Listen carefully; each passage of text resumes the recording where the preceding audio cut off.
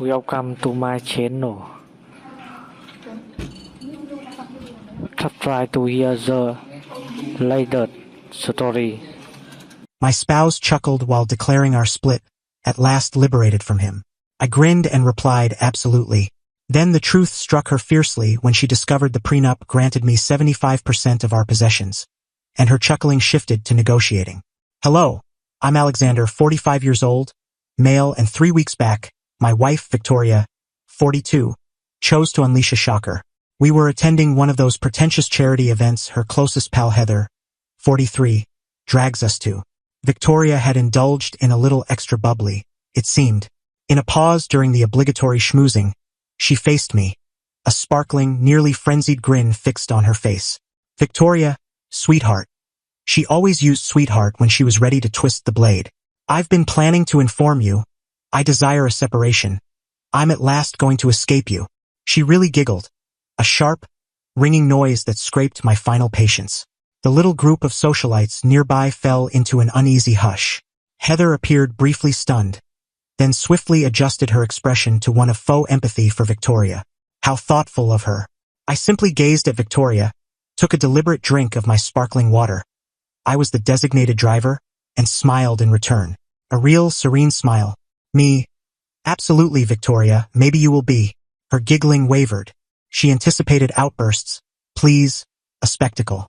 She received none. She only got consent. The bystanders fidgeted, uncertain how to respond to my absence of theatrics. The drive back was freezing. She kept throwing poisonous looks my way, obviously enraged that I hadn't fulfilled my scripted part as the shattered spouse. Victoria.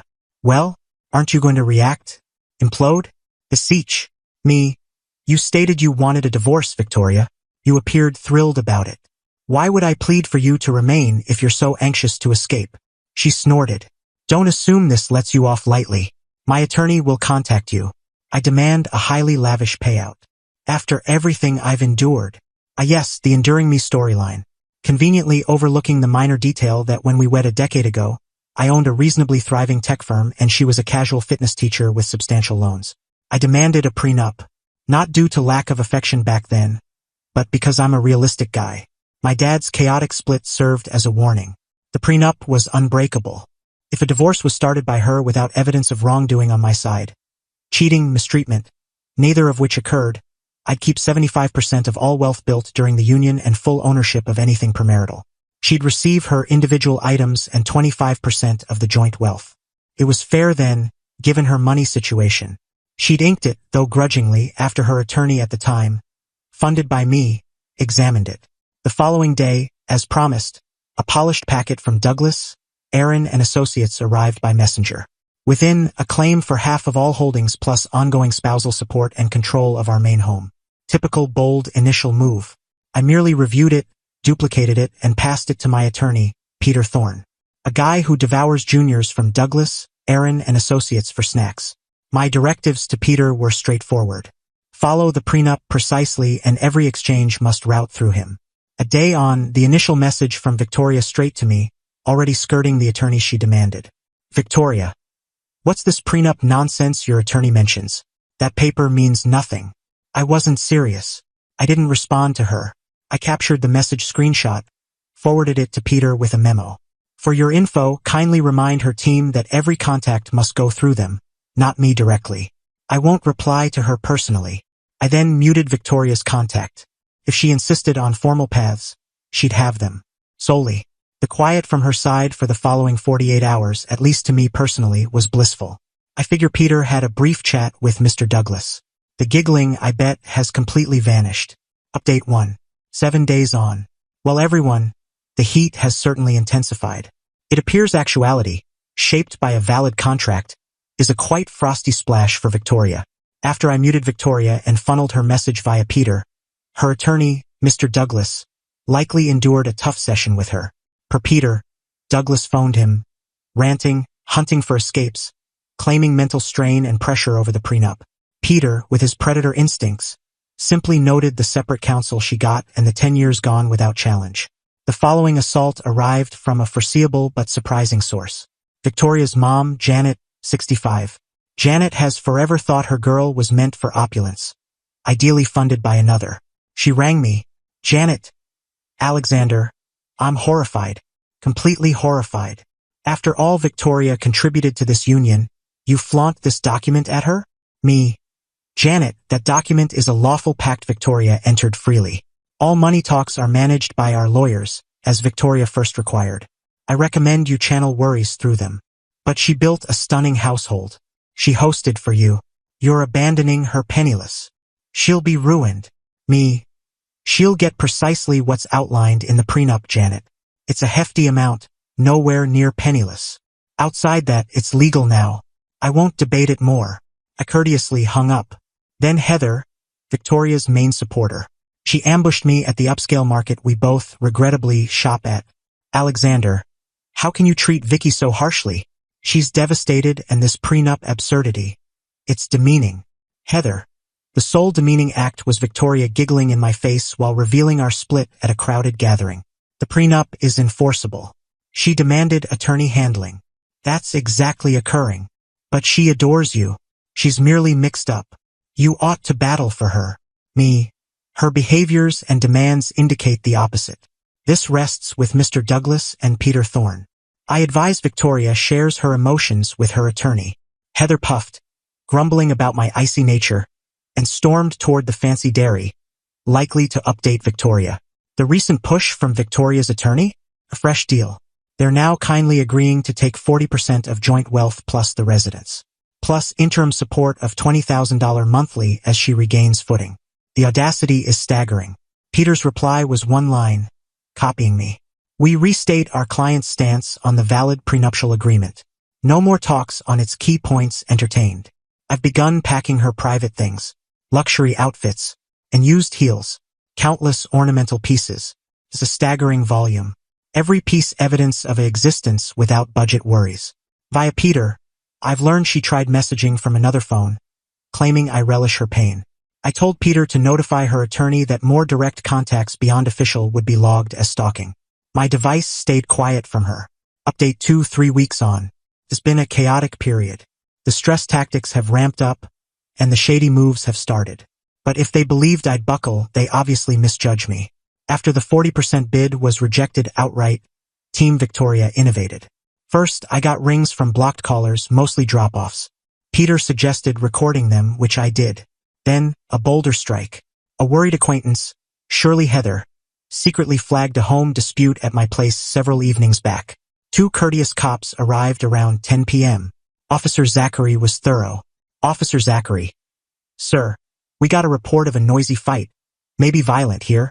Officers, I reside solo. My wife and I are apart. She vacated 3 weeks prior. Every exchange is legal. Feel free to inspect.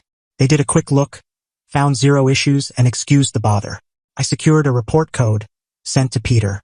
He said it'd build a harassment case if ongoing. The next delightful twist was a message to my job's personnel team, copying my supervisor. An unnamed note charging I was volatile, unpredictable, and misusing work tools for the split, harming output. My supervisor summoned me, displayed the message, and noted, "This reeks of nonsense, Alexander, but personnel must check." I steadily described the scenario to personnel, highlighted my evaluations, and the probe ended in 48 hours. One more for Peter's dossier. Amid the active money disclosure, Peter rang. Positive developments, and more evidence of her traits, he stated. On Victoria's asset list, she oddly omitted that gemstone wristlet you noted buying her prior year, the $50K one. We'll handle it officially, naturally. This reinforced my determination. The peak, though, hit yesterday. Victoria arrived at the residence with her sibling Rachel, 38. Without warning, I was mid-work discussion. The bell chimed repeatedly, then banging. I wrapped the discussion, peered through the viewer. It was them. I cracked the door, latch engaged. Me, Victoria. You know better than to come here. Every talk must be attorney-routed. You're intruding. Victoria. Alexander. You must halt this. It's unjust. I'll be left with 0. Her tone escalated. Me. This talk is improper and over. Vacate my land now, or I'll summon authorities for intrusion. Peter Thorne will gladly address real issues with Mr. Douglas. Rachel began. Alexander. Please, she's upset. Me. Then her upset belongs in legal discussions. Farewell. I shut and bolted the door. I heard yelling outdoors briefly. I instantly phoned Peter to record the event and verify police call if needed. They departed before required. My payback isn't via shouting fits. It's the cool, firm, systematic enforcement of reason and rules. She craved liberty and to set conditions. She's discovering contracts bite. Final update 2 months on, it's over. The separation concluded last week. The chaos has cleared and the stillness here is simply tranquil. Post Victoria's theatrical doorstep visit, which Peter swiftly flagged to Mr. Douglas as a major protocol violation and coercion try, events sped up. Mr. Douglas evidently held a stark reality check with his client. Challenges to the prenup's foundation ended. The underhanded ploys halted, particularly after Peter warned more false acts would lead to billing her for costs and possible stalking charges. The bracelet skip on her list also damaged her trustworthiness. The ultimate deal matched the prenup exactly. 75% joint wealth to me, 25% to her. She retained her private goods, including every gem I'd given across years. Bracelet now duly listed. Her quarter still totaled 8 figures, sufficient for a high-end condo and comfortable life if reasonably managed, which is doubtful. Her mom, Janet, supposedly rang Peter's firm pleading for extra for Victoria's pride. Peter's assistant kindly said talks were done. Heather and the rumor circle have muted. I suppose it's duller when the supposed sufferer has real funds and the supposed bad guy merely honored a past pact with steady firmness. What a twist for Victoria. Word via local chatter, tight community, says she snagged a lavish high-rise unit, likely burned much settlement on the initial payment. She's pushing as a style guru online. Tons of social pics with pricey purses and bubbly lunches. Feedback mixes sycophants and some daring queries on her actual job.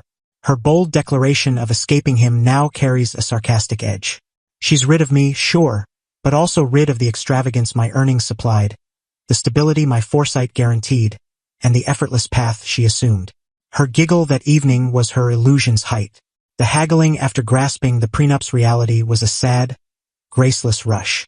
The satisfaction wasn't in tormenting her, but in forcing her to confront the fully expected results of her choices, hubris, and bids to dodge a valid pact. She figured she held the winning hand in a master game.